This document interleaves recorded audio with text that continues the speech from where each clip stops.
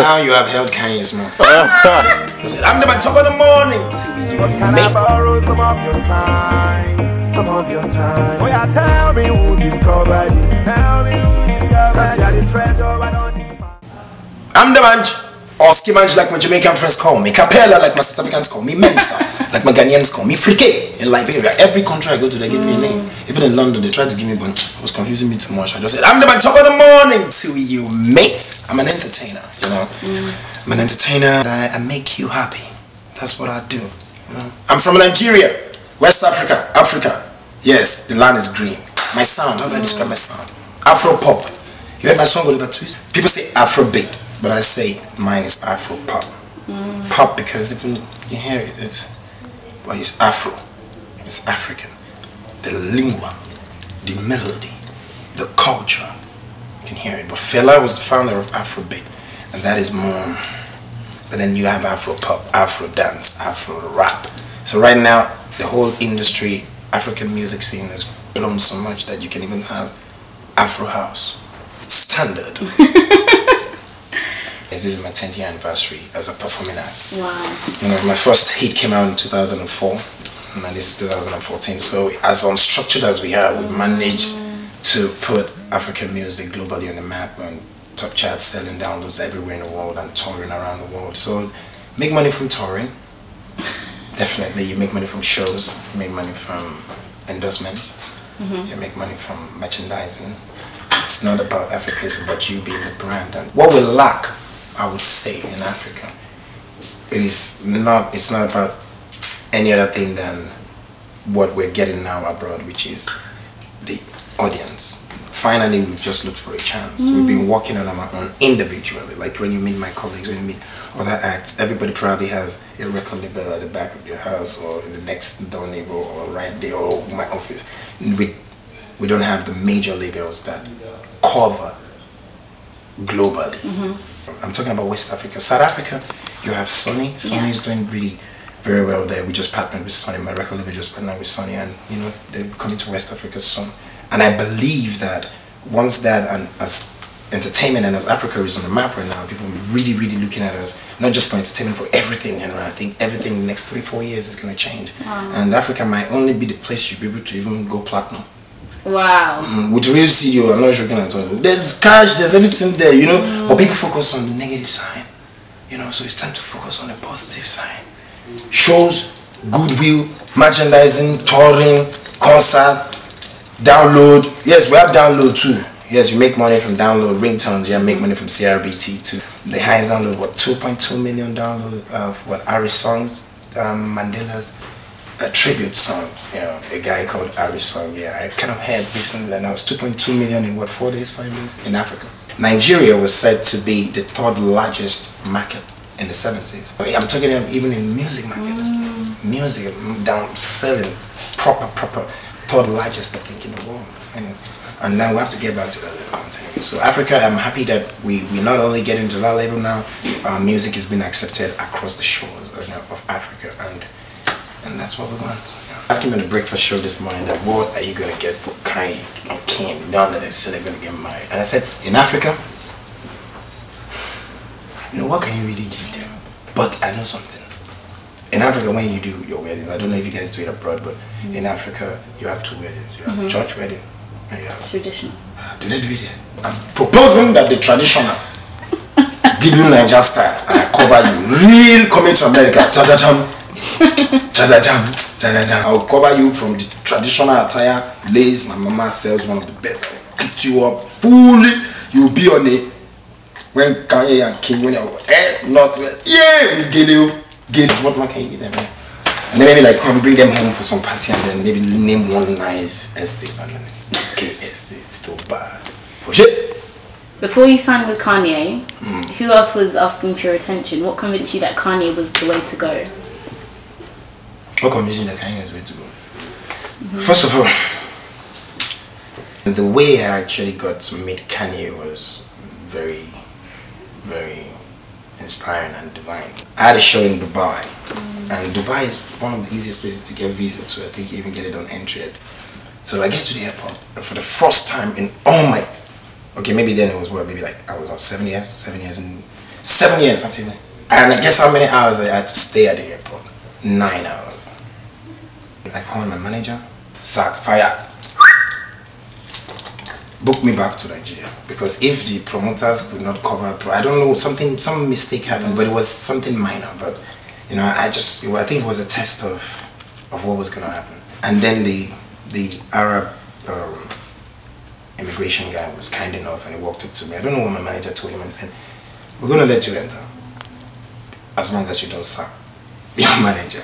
We've verified," because I think it was a weekend and they had to wait till Monday. But he gave them a number and he begged them to verify that this is what it was. And then they did their check. And then they said, "We're going to let you enter after 9 hours." I was like, wow. So when I got, I was so upset. I didn't even want to see any promoter. I didn't even see anybody. I didn't even do nothing. I just had my room throughout and went to do one of the shows. Went to sightseeing. Came back, performed. Didn't go to anywhere. First time in Dubai. I didn't go to the mall, nothing. I was not that happy. Then in my hotel, I had Kanye was around. And someone said, "Let's go to him." I said, no. And then when I was leaving, the day I was leaving, we got in, myself, my entourage, we drove, we got to the airport, the first class lounge, it came down. And the air hostess ran up to me, Emirates, you know, she ran up to me with a plaque. And it had Mr. Kanye West on it. She thought I was Mr. West. Oh. I'm the man. I'm not Kanye West, but sorry, is he coming? She said, yes. You're expecting Kanye in this airport? The same airport that kept me for 9 hours? I will meet him there. And that's the same place I met him. So imagine I turned back and I went back to Nigeria for any reason. You know, maybe I was fed up or maybe I was tired. And you know, when I met Kanye, I had already worked with Snoop. I was about to shoot a video of the song with Snoop. We had different things that we were doing in America, but Kanye is Kanye. I've been following his stories. Gemini, like I am, is June 8, I'm June 9.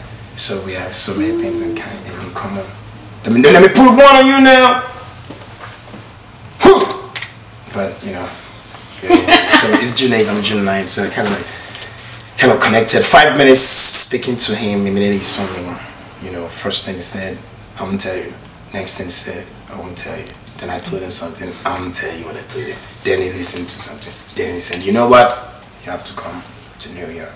And I thought he was joking, because you know me too, I meet many people on the road, you know, many. And please, this is what I'm saying. Sometimes, you know, in as much as I thought that Kanye told someone to give us contact and said, "Listen, come to New York, reach out to us." And he asked me when I was coming to America, and I said I was on my way in about 3 weeks to shoot the video with Snoop. And I just passed through New York, and I got to New York with then my partner.